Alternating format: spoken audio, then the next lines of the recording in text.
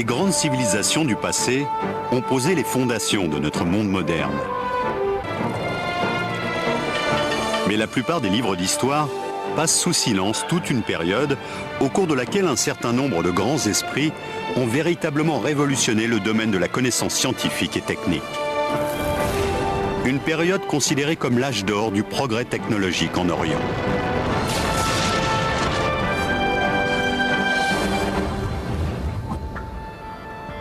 L'Orient reste bien souvent un univers auréolé de mystères, dont les Occidentaux ignorent généralement l'histoire. On sait pourtant aujourd'hui que les technologies et les sciences qui constituent la base même de nos sociétés industrialisées sont le lointain héritage d'une grande civilisation qui régnait il y a plus de 1000 ans sur le Proche et le Moyen-Orient. Une civilisation qui connaissait déjà l'ordinateur de poche et qui n'avait pas attendu l'arrivée du GPS pour se repérer dans l'espace, qui avait inventé de gigantesques machines hydrauliques capables de dompter les forces de la nature pour transformer le désert en une succession de riantes oasis, dont les ingénieurs étaient parvenus à mettre au point des dispositifs qui restent au cœur de bon nombre de machines actuelles. Une civilisation très en avance également dans le secteur de l'armement, qui a inventé les premiers uniformes à l'épreuve du feu et la première torpille, capable d'atteindre un vaisseau ennemi à 1 km.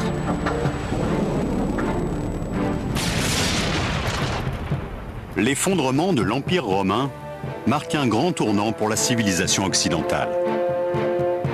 Tandis que l'Europe s'enfonce dans une longue éclipse, le monde oriental, lui, s'épanouit. Comblant le vide laissé par la disparition des grandes civilisations antiques, les mathématiques, la médecine, la littérature et la physique connaissent au Moyen-Orient un essor remarquable. L'évolution qu'a connue la société pendant les 500 ans, qui du 8e au 13e siècle constitue l'âge d'or de la culture islamique, nous oblige aujourd'hui à revoir l'idée que nous nous faisons de l'histoire ancienne. Un grand nombre de savants, d'ingénieurs et d'artisans de l'époque étaient au sommet de leur art. C'était une époque de grande créativité.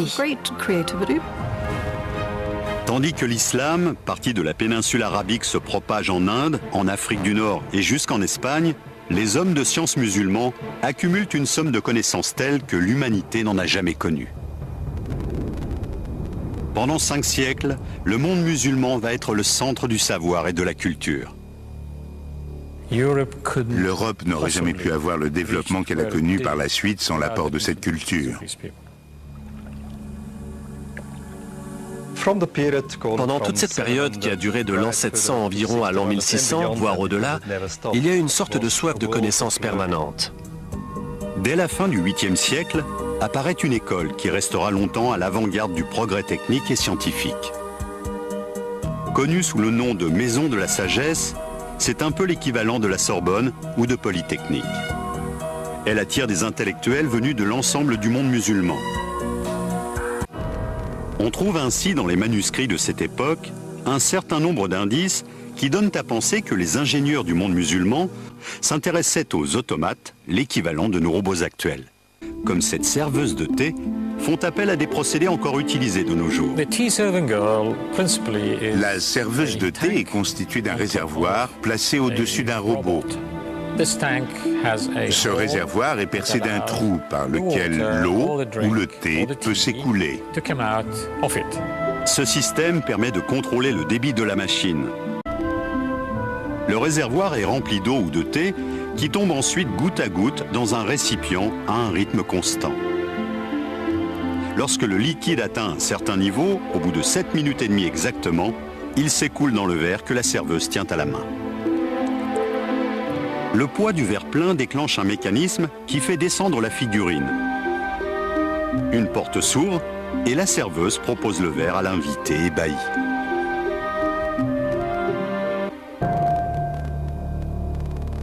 Au vu des textes anciens et des données archéologiques dont nous disposons, les savants de l'âge d'or de la culture musulmane auraient inventé rien moins que le premier ordinateur de l'histoire de l'humanité.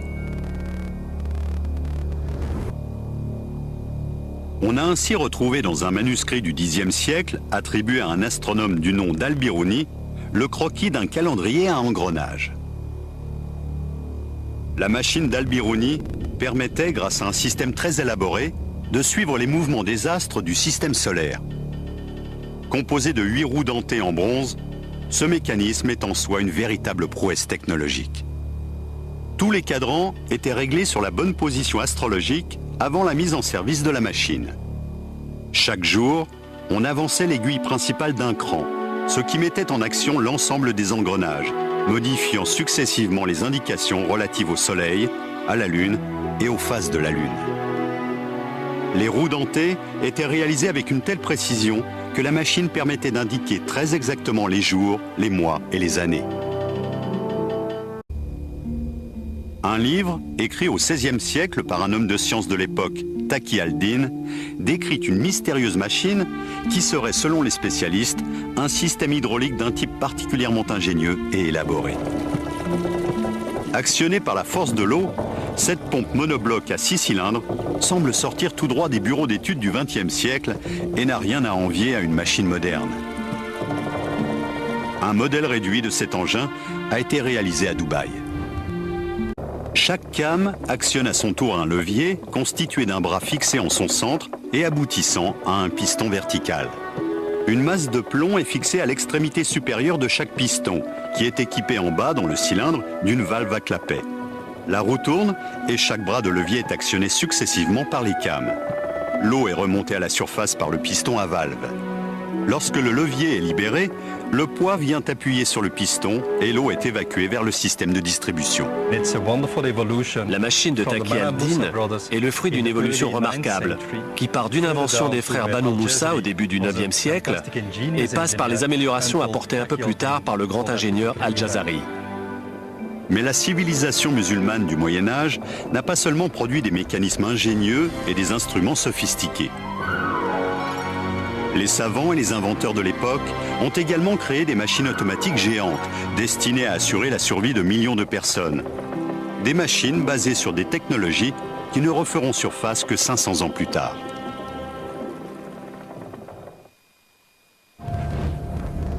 Au XIIIe siècle, les hommes de science du Proche et du Moyen-Orient étaient à la pointe du progrès technologique de l'époque. Les machines inventées pendant l'âge d'or de la civilisation musulmane étaient fondées sur des concepts complexes et révolutionnaires. Un homme fait notamment figure de géant dans ce domaine. Un homme dont le rôle déterminant dans l'histoire de la science est pourtant largement méconnu en Occident. Il s'appelle Al-Jazari. Et il est l'auteur d'un traité qui fait la somme des compétences des ingénieurs orientaux. Sans son livre de la connaissance des procédés mécaniques, dans lequel il décrit les grandes inventions de son époque, 500 ans de progrès technologiques seraient tombés dans l'oubli. Une précieuse copie du manuscrit d'Al-Jazari est conservée au célèbre musée de Topkapi à Istanbul. Écrit en 1206, cet ouvrage contient les plans de nombreux dispositifs qui sont aujourd'hui encore à la base de l'ingénierie moderne. Al-Jazari était originaire du nord de l'Irak. C'était un ingénieur extrêmement doué qui a vécu à la charnière du XIIe et du XIIIe siècle. Al-Jazari habitait l'une des régions les plus chaudes de la planète. Il était donc particulièrement sensible au problème de l'approvisionnement en eau. Il s'est tout naturellement consacré à la mise au point d'une série de machines extraordinaires dont le but était de faciliter la vie des hommes et des femmes qui peuplaient ces contrées souvent arides. On trouve ainsi, parmi ses inventions les plus remarquables, plusieurs systèmes destinés à remonter l'eau des profondeurs de la Terre. Le plus étonnant, c'est que bon nombre de ces machines fonctionnaient déjà sur les principes que ceux qu'on applique actuellement. L'une de ses inventions les plus singulières est connue sous le nom de système de pompage numéro 3. On a longtemps cru que cette machine compliquée n'avait jamais existé, qu'il s'agissait uniquement d'une idée sortie de l'imagination du grand homme. Mais une récente découverte tend à prouver le contraire. On a en effet retrouvé à Damas, en Syrie, les vestiges d'une roue à eau qui fonctionnait manifestement selon les principes définis dans le manuscrit d'Al-Jazari. Réalisée au XIIIe siècle, cette machine hydraulique a fonctionné pendant plus de 700 ans. Une belle preuve de la qualité de sa conception. Ce remarquable dispositif est une application concrète de son troisième projet de système de pompage. Avant les récentes études menées sur le manuscrit d'Al-Jazari, on pensait généralement que ce système était une invention européenne du XVe siècle. En fait, Al-Jazari utilisait déjà le principe de la manivelle 200 ans plus tôt.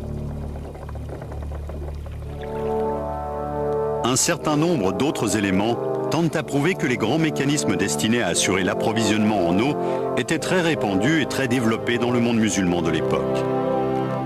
Les norias, ces grandes roues à eau entièrement automatisées que l'on rencontre encore dans beaucoup de pays, en sont peut-être l'exemple le plus remarquable. C'est près de Hama, en Syrie, que l'on trouve les norias les mieux conservés. Ce qui est merveilleux avec la Noria, c'est qu'elle marche toute seule. Tout est automatique. Elle travaille pour vous grâce aux forces de la nature. Ces machines géantes étaient conçues pour remonter près de 100 litres d'eau par minute.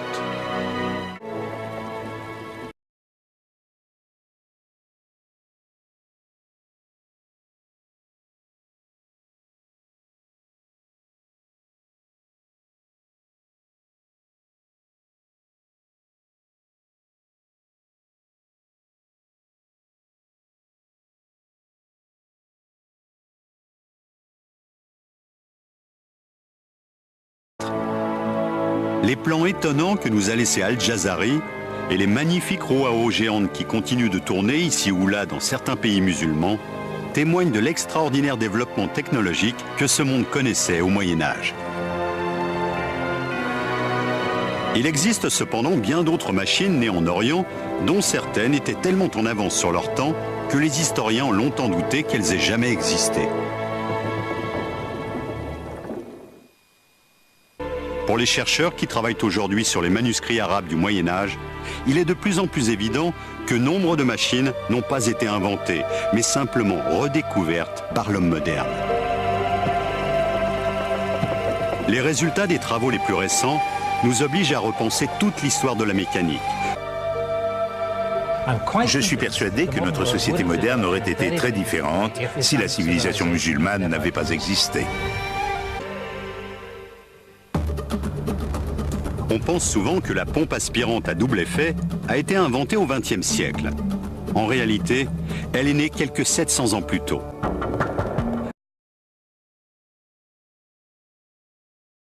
Le système imaginé par Al-Jazari est entièrement automatique.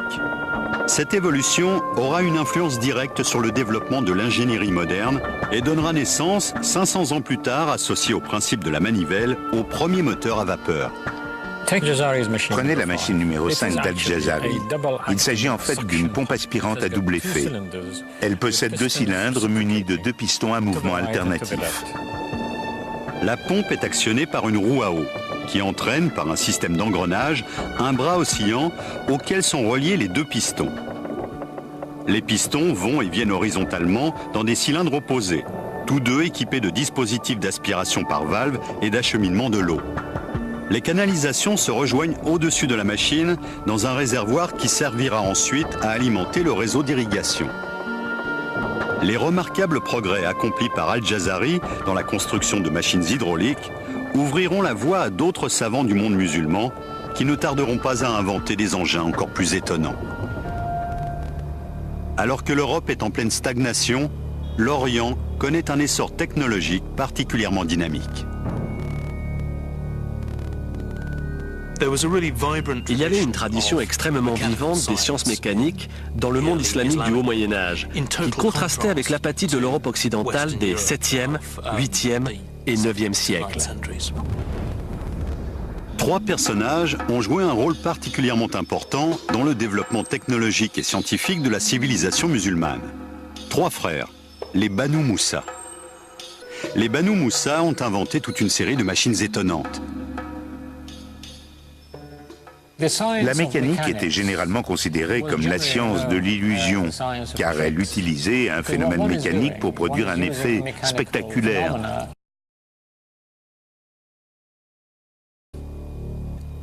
En contrôlant la pression de l'air et de l'eau, ils pouvaient déterminer avec exactitude le fonctionnement de leurs automates.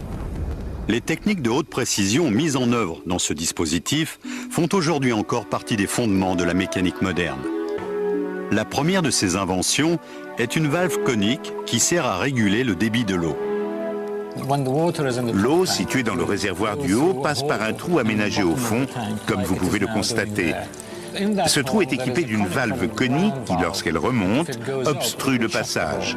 La seconde est un mécanisme qui permet de contrôler la valve en fonction du volume de liquide parvenu en bout de circuit. Le réservoir du milieu fait office de siphon et renvoie l'eau dans le troisième récipient, plus petit et situé en bas, qui lui est équipé d'un flotteur. Lorsque le flotteur monte, l'eau s'écoule par le robinet. Mais en montant, il repousse vers le haut la valve conique à laquelle il est relié, ce qui empêche l'eau de s'écouler du premier réservoir vers le deuxième.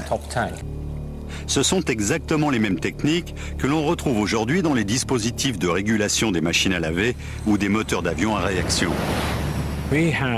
Nous sommes en présence d'une civilisation qui a fortement influencé le fonctionnement de notre civilisation actuelle, au quotidien, dans nos foyers, à l'hôpital, à l'école.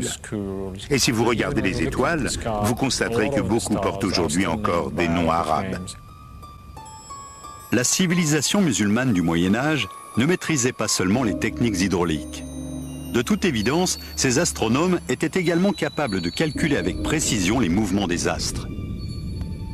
Cette connaissance était indispensable à la navigation, à l'organisation des cérémonies religieuses et à une meilleure appréhension du temps chronologique. Les savants de l'époque disposaient pour cela d'un instrument étonnant, l'astrolabe.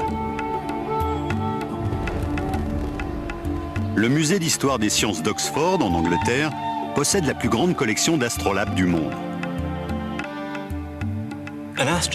Certains considèrent l'astrolabe comme une sorte de calculateur de poche antique.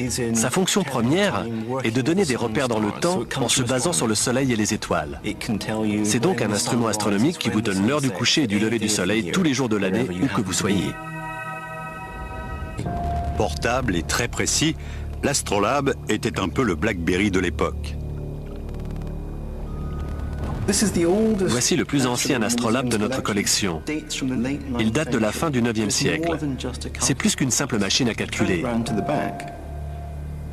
Si je le retourne, j'obtiens un instrument d'observation que je peux utiliser pour mesurer la hauteur du Soleil et des étoiles.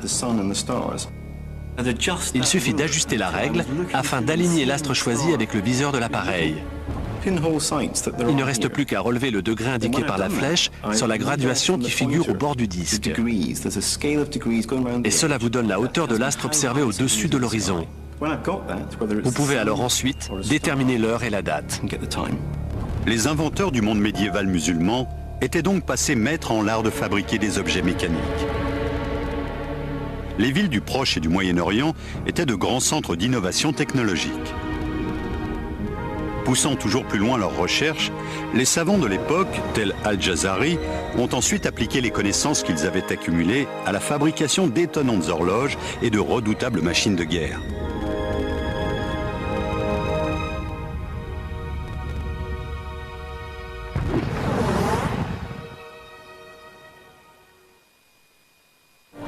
Les travaux des savants du monde musulman du Moyen-Âge ont débouché sur la mise au point de technologies sans lesquelles le monde moderne serait bien différent de ce qu'il est aujourd'hui.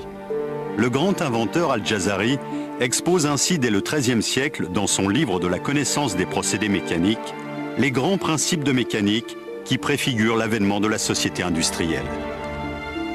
Cet ouvrage est un précieux témoignage de l'état d'avancement des connaissances technologiques à une période méconnue de l'histoire de l'humanité. Il décrit en détail une cinquantaine de machines différentes, chaque présentation pouvant ainsi servir de mode d'emploi aux ingénieurs de l'époque désireux de construire ces engins souvent compliqués.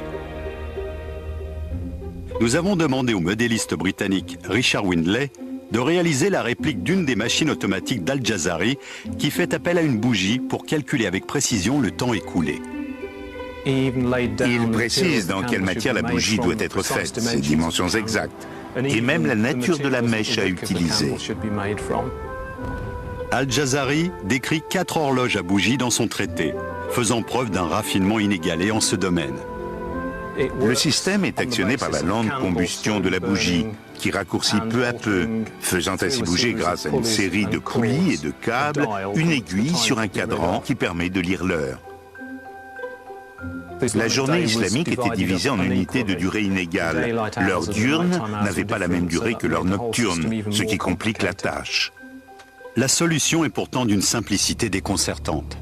À mesure qu'elle se consume et que la cire fond, la bougie est poussée vers le haut et monte donc progressivement. Ce plomb va par conséquent descendre à la même vitesse, en tirant sur ce cordon, qui s'enroule ici autour d'une poulie, elle-même montée sur un axe. Cet axe est relié à l'aiguille du cadran sur lequel on peut ainsi lire l'heure. Cette horloge minutieusement construite fait également appel à un autre mécanisme simple que l'on retrouve aujourd'hui dans de nombreux foyers.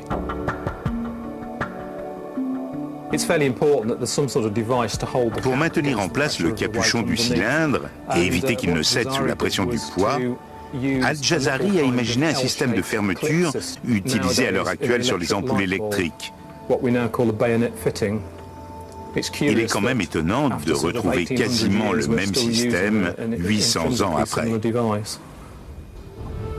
Mais ce n'est pas tout. D'autres inventions, encore plus révolutionnaires, sont à mettre au crédit des ingénieurs militaires orientaux, comme l'uniforme unifugé ou les explosifs. L'une de ces inventions allait notamment changer à jamais la manière de faire la guerre, la torpille.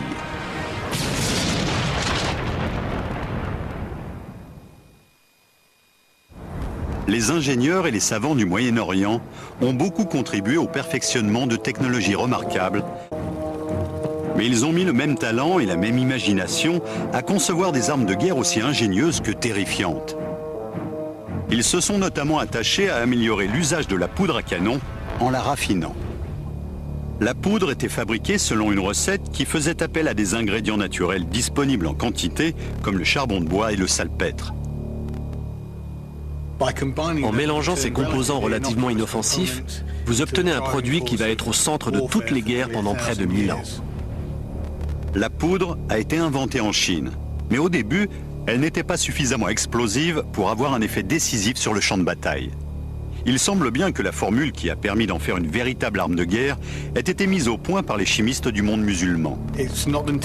C'est seulement au XIIe et au XIIIe siècle qu'on commence à obtenir des mélanges suffisamment élaborés pour permettre la propulsion de fusées, de torpilles ou de projectiles tirés par des canons et par des armes à feu telles que nous les connaissons aujourd'hui. Et c'est Hassan al-Rama qui, le premier, a précisé par écrit la manière de fabriquer cette poudre. Hassan al-Rama a rédigé au XIIIe siècle un traité de génie militaire dans lequel il donnait notamment plusieurs recettes de poudre à canon. Ces travaux étaient manifestement si avancés que les historiens sont aujourd'hui obligés de revoir nombre de leurs hypothèses. Certains chercheurs pensent en effet avoir trouvé dans son ouvrage les plans de la première fusée spécialement conçue pour la guerre. Il énumère 22 recettes de poudre à fusée et décrit plusieurs modèles de missiles. C'est le véritable père de la technologie des fusées. À la même époque, les ingénieurs militaires orientaux mettent au point une autre arme capable de tirer parti des propriétés de la poudre, le canon. À la fin du XIVe siècle, en Espagne et en Afrique du Nord, certaines armées se servaient d'une forme de salpêtre purifié et cristallisé, tassé dans un récipient hermétique qui, une fois enflammé, produisait une explosion capable de projeter à distance un petit boulet. Cet usage est attesté dès 1377. Certains manuscrits parvenus jusqu'à nous montrent des soldats musulmans portant des armes de ce genre. On voit par exemple dans le livre des sciences, aujourd'hui conservé à Saint-Pétersbourg, un homme armé d'une sorte de canon portatif qui ressemble à s'y méprendre à un lance-missile moderne. Le manuscrit de Saint-Pétersbourg, qui consacre un chapitre à l'usage sérieux et récréatif de la poudre à canon, contient des illustrations montrant un petit cylindre monté au bout d'un manche. Il s'agit d'un canon à main, voire de l'ancêtre de nos armes de poing actuelles. Une arme qui préfigure en tout cas celle que portent aujourd'hui tous les soldats du monde. Ce manuscrit contient d'ailleurs d'autres informations qui montrent à quel point la technologie militaire de l'époque était évoluée, y compris dans le domaine vestimentaire. Cette tenue a été faite selon les indications données par le manuscrit de Saint-Pétersbourg.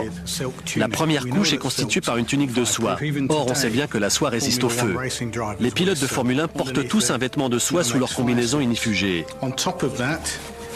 Au-dessus de cette tunique, nous avons une veste matelassée, ce que les chevaliers occidentaux de l'époque appelaient un gambison, et qui était rembourré de coton. Le tout était recouvert d'une dernière couche en laine, qui constituait une protection efficace contre le feu et même contre les produits chimiques, très semblable à celle que sont censés porter les soldats modernes en cas d'attaque nucléaire ou biologique. Les illustrations du manuscrit montrent des combattants portant sur eux des engins incendiaires qui étaient probablement allumés juste avant qu'ils ne se ruent contre la cavalerie ennemie, provoquant la panique dans les rangs de l'adversaire. Les engins incendiaires ressemblaient à ça. Le manuscrit nous dit qu'ils étaient en fibre de lin. C'est ce que nous avons là. De la fibre de lin tordue à la main et garnie d'une certaine quantité de poudre noire. On voit sur les illustrations que ces petits sachets étaient fixés sur les vêtements protecteurs des soldats. On nous explique qu'ils étaient fermés avec un bout de fil de fer qui permettait de maintenir la fibre de lin et de fixer l'ensemble sur l'étoffe. Les porteurs d'engins incendiaires étaient-ils vraiment protégés par leur tenue? Nous avons fait le test.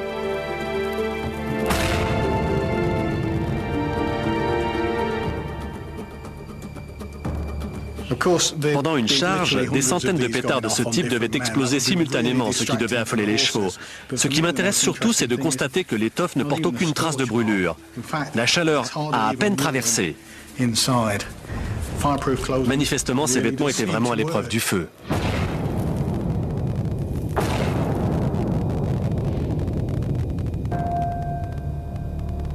La récente découverte dans des textes anciens d'une autre invention redoutable a considérablement modifié l'idée que se faisaient les historiens des méthodes de guerre de l'époque.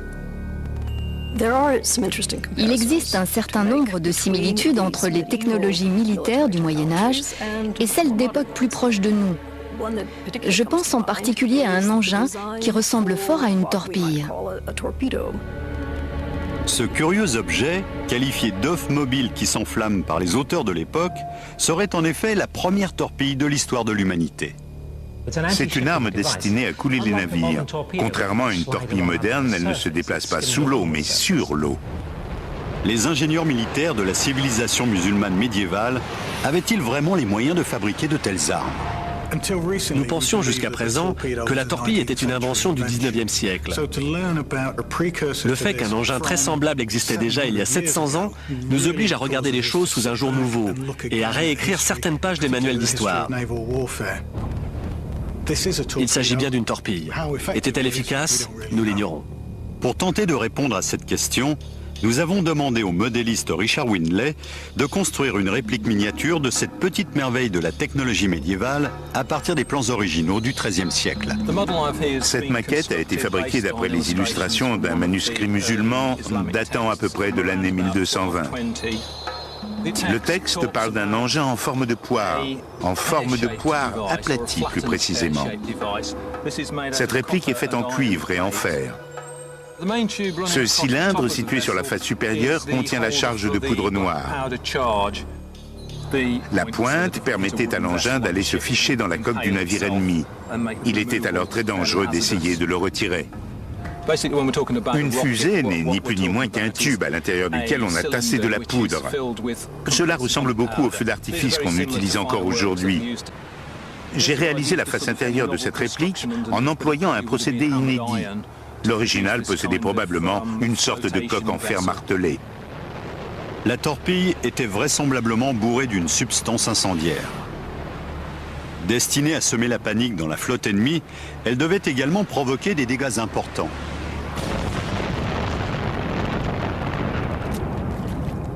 Mais quelle était la puissance exacte de cet étrange missile ? On suppose qu'en prenant de la vitesse, l'engin devait se mettre à planer au-dessus de l'eau. Il devait prendre progressivement de la hauteur. Les deux longues tiges, situées sur les côtés, servent à stabiliser l'engin. Elles font office de gouvernail. Le dispositif de mise à feu est une simple mèche de coton qui a été mouillée, imprégnée de poudre, puis soigneusement séchée. Elle se consume à la vitesse d'environ 2 cm par seconde.